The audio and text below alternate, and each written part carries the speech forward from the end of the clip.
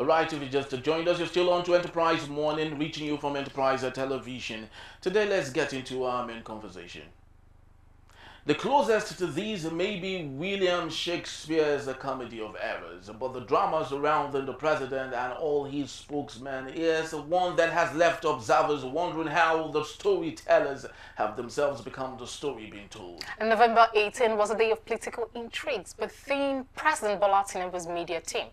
Bwala, the newly appointed special advisor on media and public communication, sought to assert himself as the president's substantive spokesman, a role not formally designated. But his attempts to occupy the press briefing room at the presidential villa and address correspondents caused a stare.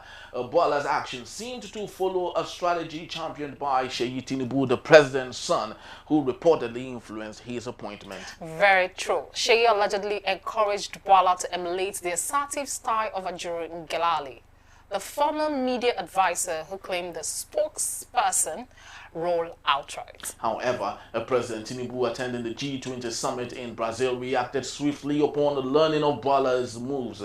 We later saw Bayo Onanuga, his special advisor on information and strategy, clarifying the rules in a major statement. In the said statement, Onanuga redefined, or shall we say reviewed, Bwala's role as special advisor in policy communication, emphasizing a collective media strategy with no singular presidential spokesman. This restructuring highlighted tensions within Tinubu's expansive media team, the largest in Nigeria's history. Ultimately, Bwala's effort to position himself as the president's main media voice faltered, confining him to speaking on policy coordination rather than directly representing the presidency. Sounds like having more spokesmen than whatever there is to be spoken. Very well said. Now let's have our conversation today. Doing that, we have Emeka Madunagu, journalist and public affairs analyst. Good morning, Emeka, and welcome. Good morning, Yeah, Emeka. good morning. Hello. Thank you so very much for your time. Thank you for joining Pleasure us. to be here. So let's kickstart. Yeah, let's kickstart. I will be looking at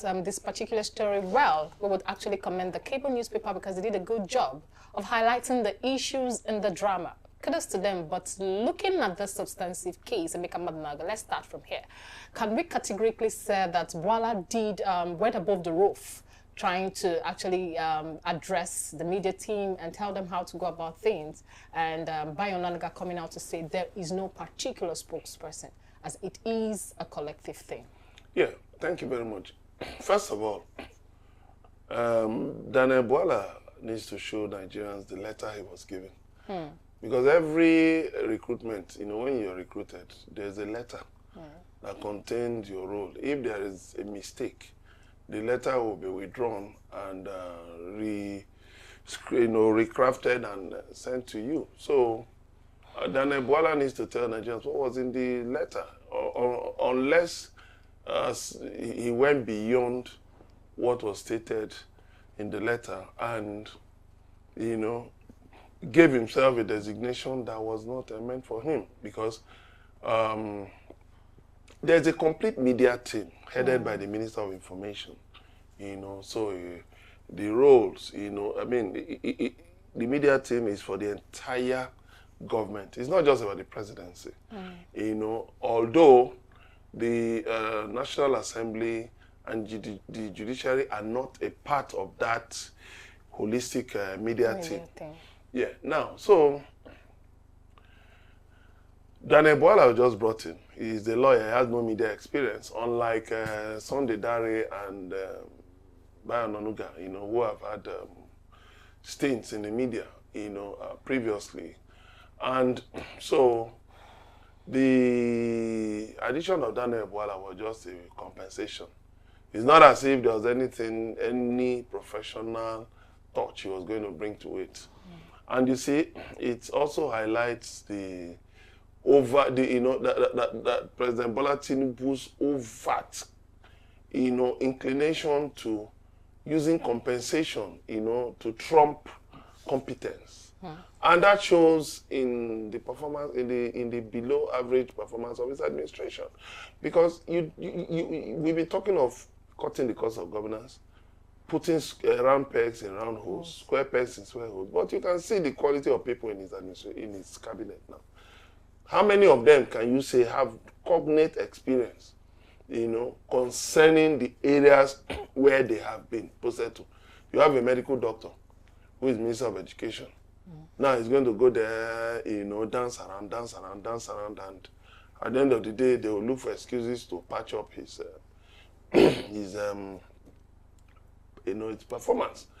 You look at the Minister of State for Finance, Doris Anite, who was Minister of Trade and Industry. This one is just a banker. How far did she rise in banking before you now headhunted her and made her a substantive minister, where she didn't really perform anything beyond all the media hype. And then now you've made her Minister of State for Finance. So I can go on and on and on. Or is it Dele Alake, who all his life has been a journalist without anything additional. And then now you put him in solid minerals. What have you got? The scent of solid minerals, by now, if you had put someone, with cognate experience in solid minerals, even if it's someone with cognate experience in business management, that person would have had a clear-cut mandate. Listen, Nigeria has about 47 trillion naira debt, and we need to pay off the debt. Okay, conversely, look at somebody like Zach Adedeji, who rose in the system, the tax system. He's someone who is conversant with the tax ecosystem, And so, Zach Adedeji has been able to, galvanize tax revenues for government. Okay. Just like Babatunde Fowler, one of his predecessors. He did the same thing. Nami, another former who succeeded Babatunde Fowler, he did well too, in terms of, he said, he told the president then that I can fund your budget with tax revenues. And so when you look at this, why don't you now look at other areas where, Nigeria can, low-hanging fruits from which Nigeria can get money? You keep somebody like Mele Kyari, yes, who grew up in the system, the NNPC system, but you just keep him there. Somebody who has passed his sell-by date. All right. Yes. I'm coming. Okay. As far as sell-by date, then you now keep him there beyond his, pay grade. You have an Inspector General of Police who ought to be with his grandchildren now, playing with his grandchildren. You still give him another 2 years. So you can see that there's, serious incoherence in the entire administration. Some people, just a few, a handful, have cognate experience concerning the roles they've been assigned, while many are just floating. All right. Some Nigerians have asserted that President Bola Ahmed Tinubu is a well-rounded politician, but obviously, when it comes to leadership, he is still trying to grasp what it means to be a leader. You talked about transactionary sort of appointment of President Bola Ahmed Tinubu. Now, let's not forget where Daniel Bwala is coming from. Prior to the elections, he used to be one of the spokesperson for Bola Ahmed Tinubu before, of course, he rerouted himself to Atiku Abubakar. Now, with what happened after the elections, he is still coming back to Bola Ahmed Tinubu. Is it really bad, in our political system, and going from what we personally believe in to say, okay, I used to be with this man, of course, I routed to someone else, and I'm coming back to the man I started with. Is there anything bad in it? Very bad. Lack of principle. Principle. It's just, anywhere belle face, like they say on the street. What's the context of principle in this particular issue? Principle. Lack of principle is is one of our major problems in Nigeria. That, it has come to the point where it's so clear that almost every Nigerian has a price. Yes. So it's easy for some people to shout up Bola Tinubu in the morning. Then when the goodies are not flowing, you jump and start shouting up Atiku in the afternoon. Maybe by evening, you are shouting up Peter Obi. No principle. You see, there should be... And Daniel Bwala was asked this question about integrity. He didn't answer. What does it say about your integrity? What does it say about the believability of your persona, of the things you say, of the things you do? Believability. Other than just, another expression of the survival battle, the rat race in which this administration has thrown Nigerians into. You know, so you just find out that it's so easy, just throw some crumbs at people and they will run to it. And that's what you see. So you now find out that people, because I was on the streets too, you know, for June 12th, validation of June 12th and all of that, for the military to go. But how many comrades then, as we call ourselves, how many are still willing to speak the truth? How many will not shake if 10 million naira lands their accounts from government? Look, it's a difficult thing, I know, given the economic circumstances. But you see, if you look at people like Chief Ganifa, the late Chief Ganifa, I mean, he honed his art. He was a lawyer. And then he was also into, you know, he also has investment in properties, you know, in printing the Nigerian Weekly Law Reports. So these things brought revenue.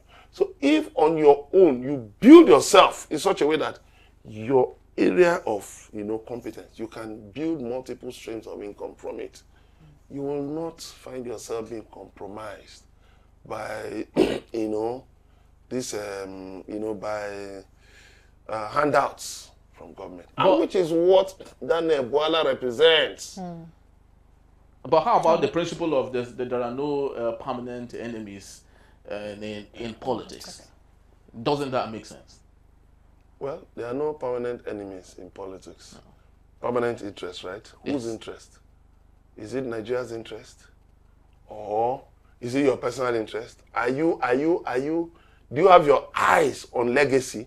Because that's the problem we have basically with the way politics is played in Africa. It's about instant gratification, immediate gratification, and it also flows into business. So when you're discussing business with people, they're just interested in how can we quickly just cut corners and get this thing. Okay, Emeka, now let's come back to the major story here now. Looking at Onanuga and Bwala and saying that there is no particular special advisor at this point, though they came out to... no spokesman at this point. Now, can we say these three people or these three men would actually work as a team to disseminate information? Are we still going to see what we saw when Ngelale was in seats, where Onanuga would say something else and Ngelale would actually say something else, and we don't know whose word to hold? But that's what you've already seen. That's what you've already seen now. So how... you have answered your question now. No, Emeka, now looking at it now, yes. Bwala is yet to actually make a comment. No, he has. He has, but he addressed the press. He addressed the press. And he said he was coming into the office of Ajuri Ngelale as in his successor. But after then now, after Bayo's Onanuga's statement. Authorized by the president. Now. Not on his own, no. Okay. Yes, authorized by the president. As reported by the cable. No, I like to stick to fact. I get that. I'm not the one. So you are a journalist. Now, that is true. So how do we see this going in the long run? Are we going to say Bwala would not be able to work with Bayo Onanuga at this point? Or are we going to say, okay, maybe Bwala would not be able to stay long with this particular team? I pity Daniel Bwala. I really pity him. You see, there is no... Look, like I keep saying, somebody in power as a president or governor can create, if you want to compensate your friends, you can create offices for them. Not necessarily maybe an office with a line of, with a reporting responsibility. Can just be an office where the man goes there, just drinks coffee in the morning, just reads newspapers, and Mr. President, or just maybe helps you move around. Just Mr. President, see what is going on. So you're thinking about something similar to what it can be anything. Elon Musk was giving with the Dodge. Just go and help me look at whether we have too many civil servants or whether we have too many offices, that kind of thing. Because, obviously it's not something that where Elon Musk will have so much reporting, to the president. Just do this, do this, do this, do this, while you are running your business. You don't have to resign from your business. Like they even say in political circles that there is something called the Office of Friend of Government, FOG, OFOG, where you don't have any responsibility, but you have access to the president. Now that brings me to the point where, of the three of them, who has the most access to the president? Because it's not just being a spokesman. It's not just about being an age. Like there's something they talk about appointments. That it depends, that your closeness to your principal depends on who brought you in. If it was your principal who called you and said, come and work with me, then that means you have his direct confidence. That means, you know, he or she wants you to work with him or her, and then brings you in so you can have easy access. If somebody just recommends, I beg, just help this my friend with a job, you know, he or she doesn't have anything, just, you know, I say, okay, go on. There might not be that confidence. It has happened to some friends of mine, you know, who jumped into government, but at the end of the day, they were complaining. Even to get access to funds to run their office was a problem, you know, because, I mean, like somebody said, it's about who brought you into that position. So that's why I say I pity Daniel Bwala, because look at how the cable is saying that it was Tinubu's son, Sheyi, you know, who brought him. And then obviously, with the idea to go and play an adversarial role, based on what he said. So that means maybe there is a cabal, if you permit the use of that word, that wants to ease out Bayo Onanuga. Maybe there's a cabal that brought in Sunday Dare to ease out Bayo Onanuga. But maybe somehow Sunday Dare is not really playing to that script. Because Sunday Dare is more of a gentleman. He's not that rough type of person. You know, he's not that too assertive. You know, so let's bring in a Daniel Bwala who can say anything. Look at the things he said. Yeah, definitely. That even if Tinubu is in office for 30 years, nothing will change. That the human brain functions well until the person joins APC. And so, look at, so, you know, there are somebody like Daniel Bwala can say such things. But a Sunday Dare might think twice before saying such things. Because who knows? Maybe he's at the back of his mind that throwing a stone in the marketplace. Who knows where it might land? You know? So, with the benefit of that, I look at it that, unfortunately for Sunday Dare, you know, he was a minister. Now he has been brought back to the role of a special advisor with clearly no responsibility, no office, nothing. Now you are saying that in the office, I know across the world, there are at least 5 countries, the United States, France, Russia, China, India, where you have, you know, multiple spokespersons, you know. But the idea behind those things is specialization, which I think somebody may have whispered to the president, why not put them in specialized areas? Okay, so Bayo Onanuga, information and strategy. What's his name? I'm calling him Daniel Bwala, you know, policy coordination. And then Sunday Dare, communication and whatever, public communication. But they are the same thing. They're overlapping. So whom do you hold responsible for any statement from the presidency? Yeah, because I actually wanted to ask you, while growing up in the 80s, you know, though during the military, it was very, very clear. As young kids in secondary school, you know, back in the days, it was very easy to know who the Minister of Information was. You know, in a twinkle, you can just say, this is the Minister of Information. And every message coming from the authority is coming from the Minister of Information. It's authoritative, it's sensitive, it's what it is supposed to be. Now we have a plethora of people coming out with different information. Now, help us, for the people of those who are listening, who are viewing us, help us explain to us, what then is the purpose of the Minister of Information in today's administration when we have a litany of those who are equally doing the same job? Thank you. Let me just quickly add that even with the advent of AI, artificial intelligence, that become worse. So you, maybe as a governor, as a president, can sit somewhere and, you know, talk to an AI assistant. You know, just prepare a statement for me, you know, like I'm the one speaking. You know, prepare a statement on this, and this, and this, and to prepare that you take edit and all of that, and then say, rework this with the editing. And it comes out from the presidency. Like you see some companies, they'll just say management. So to just come out from the presidency or the office of the governor. It's getting to that. So that means gradually physical appointees may not be necessary. Just have an AI assistant and everything you need to communicate with, to the public may be there. So talking about Minister of Information is a system we have here. Like in some of those countries, you don't have a minister of information. You know, but you need to know that, you know, is the idea of the kind of presidential system of government we run in Nigeria is wasteful. It talks about a large bureaucracy. So all kinds of people, you know, friends and then foes now turn friends, and all kinds of people are just brought in the net, you know. So the fisherman just keeps bringing this one, bring tilapia fish, put here, bring catfish, put here, just, you know. And what is their effectiveness? That's the problem. Now, if you want to get a feedback from the presidency about policies and all of those things, pronouncements and all that, who is the lead person that will push the narrative?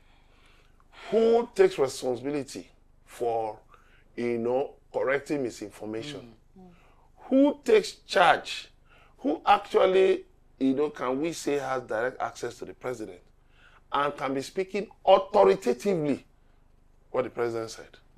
Because we've seen instances now where somebody's, Ajurin Gelale said certain things, and at the end of the day, the presidency showed that it didn't have anything to do with it. Okay, now, Emeka Madinago, as we cost home, because this would actually be my last question. What would be your advice to Bwala? Because you stated that you pity him. You made that particular statement. So if you were to advise Bwala and to have a one-on-one conversation with him, what would be your advice to him, and how best will you tell him to handle the position he's currently occupying? And equally knowing that the future is pregnant. Yes. You know, who knows what he might want to run for tomorrow. Bwala, people like Bwala can't run for anything. Just forget it. They're just useful for errands. What the kind of thing he's doing, you know, it's just like saying that Bayo Onanuga will transcend his. You can see his pedigree, you know, as in guerrilla journalism. Yes, now he was running Tempo, which was indulging in guerrilla journalism. You know, you could see their headlines those days. Those are, you know, those are alarming headlines those days. He has not transcended that now. Look at the way he writes. He has not transcended that. You think somebody like that, anybody will support somebody like that for the office of governor or senator or rep or something? No. I don't, you know, but what I'm just trying to say is this. You ask me if Bwala, I would just advise Bwala, look, when Mr. President comes back, find a way to have a private discussion with him. That, okay, why that he should assign you to something else. Because now, initially, you told us you were a special advisor and spokesperson for the president. Now, you are being put under an aide to the president, Hadiza Bala Usman, policy coordination. So you are now speaking outside the villa. you are, whatever you are going to say must be vetted by Hadiza. And then again, vetted by the media team before it's brought out. What is that? And Bwala, and knowing who Bwala is, he wouldn't want to take that. So the better thing is just go to Mr. President and say, Mr. President, can I be reassigned to another role? You know, something there are. By the way, Nigeria doesn't have substantive ambassadors right now. So, Mr. President, okay, I can wait. Maybe in the meantime, just be hanging around. Then when you want to now appoint an ambassador, just make me ambassador to somewhere or the other. Even if it's Benin Republic or Togo, you know, or Ghana. Yes, just make me at least. So that you can preserve your integrity and then be away from, because so much damage has been done to your image already. So if you take an ambassadorial role and you stay away for some, people would have forgotten. You know, Nigerians, our memories are short. Very well. You know, you stay away for like a year or so. By the time you go, okay, Daniel Bwala, okay, you know now, you know, he's no longer doing such. Now he's, you know, I think that way it will be easier for him. But for him to still stay in the line of fire, internally, your motives are being viewed with suspicion. Externally, you don't have a good image with Nigerians because they just see you as a rabble-rouser, as a mock maker. Then where are you going to? Very true. Thank you so much. All right, Choma, you know, some people would see that as a mole, possibly, that's been planted into the administration to see what's going on there, even as we do not believe that is the case. But looking at what Mecca did say, integrity, personal principle is very, very so important, really. when we talk about leadership and what it pertains. True, very true. All right, that's just about the time we have. Thank you so very much, Emeka Madunaku, for Thank being you so part of much, it. Emeka. We truly do appreciate you. And for you, you've watched, you've streamed, wherever you've done that, we'd love to say thank you. But please do well to visit us. You can always find us at enterprisetvnews.com. You may like, comment, and follow us on all our social media platforms at Enterprise TV7. I am Henry Igwebike. And I'm Choma Okoye. Thank you for watching, and we'll see you tomorrow. Bye. Bye-bye.